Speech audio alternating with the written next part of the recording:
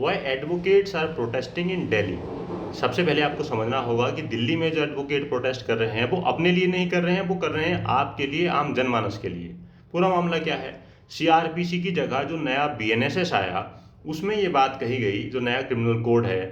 कि जी अब से जो एग्जामिनेशन विटनेस का पहले कोर्ट में जज साहब के सामने होता था, अब वो ऑडियो वीडियो के माध्यम से हो जाएगा, जहां सरकार कोई डेजिग्नेटेड प्लेस यानी कि उसके लिए एक खास जगह निर्धारित कर दी जाएगी। एलजी साहब ने एक नोटिस जारी करा, एक नोटिफिकेशन पास करा कि वो डेजिग्नेटेड प्लेस जहां से क्रॉस एग्जामिनेशन होगा वो पुलिस स्टेशन ही हो जाएगा। दिक्कत क्या है, दिक्कत ये है कि अब से पुलिस वाले जो हैं, जिनका एग्जामिनेशन होना है, क्रॉस एग्जामिनेशन होना है, वो अपने पुलिस स्टेशन में बैठकर ही ऑडियो वीडियो के माध्यम से अपना जो गवाही है वो करा देंगे। देखिए, आपको समझना होगा कि कोर्ट में जब गवाही होती है, जब विटनेस के स्टेटमेंट होते हैं, जब उसको क्रॉस एग्जामिन करा जाता है, तो कोर्ट का ऑरा ऐसा होता है, कोर्ट का माहौल ऐसा होता है कि कोर्ट में जज साहब के सामने जज झूठ बोलना लगभग बड़ा मुश्किल हो जाता है, ना के बराबर चांसेस होते हैं। क्यों? कई बार कोर्ट भी, जज साहब खुद बोलते हैं कि भाई देखो, अगर आप झूठ बोलते हैं, कोर्ट में आकर गवाही देते हैं, ओथ के बाद में गवाही देना, ये अपने आप में एक पनिशेबल ऑफेंस है, 7 साल की इसमें सजा है।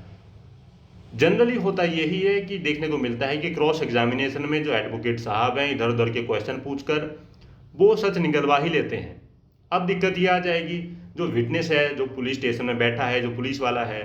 उसको ट्विटर करना भी आसान है। मान लीजिए कोई ऐसा केस है जिसमें किसी सीनियर पुलिस वाले के खिलाफ शिकायत आई थी, किसी पुलिस वाले ने जांच करी है, वो उसमें विटनेस है, अब उसका एग्जामिनेशन चल रहा है, वो कोर्ट में बैठा है, ऑडियो वीडियो के माध्यम से वो अपनी गवाही करा रहा है। दूर सामने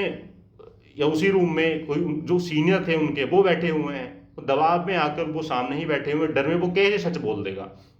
एक दिक्कत ये है, तो उसको ट्विटर करना, सच्चाई सामने आ पाना, इसके चांसेस बड़े कम हो जाएंगे। उससे पहले जैसे मैंने ये बताया कि कोर्ट में वो जब एग्जामिनेशन होता है, क्रॉस एग्जामिन होता है, वकील साहब करते हैं, तो कोर्ट का माहौल ऐसा हो जाता है कि भाई वो झूठ बोलना वहाँ मुश्किल हो जाता है। तो जनरली क्या है, दूसरी और एक ही बात यह है कि आप डायरेक्टली एक आम आदमी कैसे इम्पैक्ट होने वाला है, वो ये है कि देखिए, ये जो पुलिस वाले हैं, खासकर मैं उन पुलिस वालों की बात करूं जो अपनी पावर का मिसयूज करते हैं। अब तक क्या है, उनमें भाई ये डर है कि हम कुछ अगर गलत करेंगे, हमको अगर कोर्ट में जाना पड़ेगा तो जज साहब हमसे क्वेश्चन करेंगे, हम जवाब दे हैं कोर्ट के प्रति। लेकिन अब कहीं ना कहीं ये बात उसके बाद ये भी आ जाएगी कि भाई पुलिस स्टेशन में बैठकर ही बात बोलनी है, कुछ भी बात बोल देंगे, कैसे बोल देंगे, सामने 4 आदमी बैठा लेंगे, कोई डिफिकल्ट क्वेश्चन पूछा जाएगा हमसे तो उनसे पूछ कर वो दिखा देंगे, पेपर पर लिख कर दिखा देंगे, बोल कर भी बता देगा दूर से बोलकर, तो 100